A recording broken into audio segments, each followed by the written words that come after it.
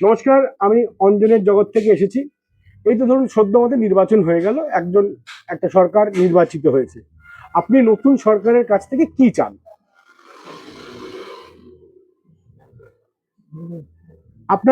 আপনার কি চাহিদা, মানে আপনি সরকারের কাছে কি কি চান? মানে এই সমাজে যে শিক্ষা আছে তুলনামূলকভাবে প্রত্যেকে বেকারত্বের হারটা বেশি। মানে যারা প্রকৃত পড়াশোনা করে গরিব ঘর থেকে বা মধ্যবিত্ত ঘর থেকে খেটে যে পড়াশোনা করেছে ওদের ন্যায্য মূল্য চাকরি বা এটা আগে হোক। আর দেশের সমস্ত নারীর সুরক্ষা যেন মজবুতভাবে কড়াভাবে দেখা হয়, এটাও চাইবো। বাহ। আর তার পাশাপাশি সরকারের অনেক প্রযুক্তি প্রযুক্তি কথা বলেছে, সেগুলো যদি হয় খুবই ভালো। বাহ। আর আপনাদের তো বাজার তখন এমনিতেও খুবই খারাপ যাচ্ছে।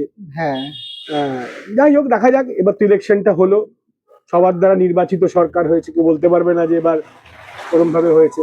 তা খুব ভালো লাগলো আপনার সঙ্গে কথা বলে। হুম, ধন্যবাদ, নমস্কার। নমস্কার।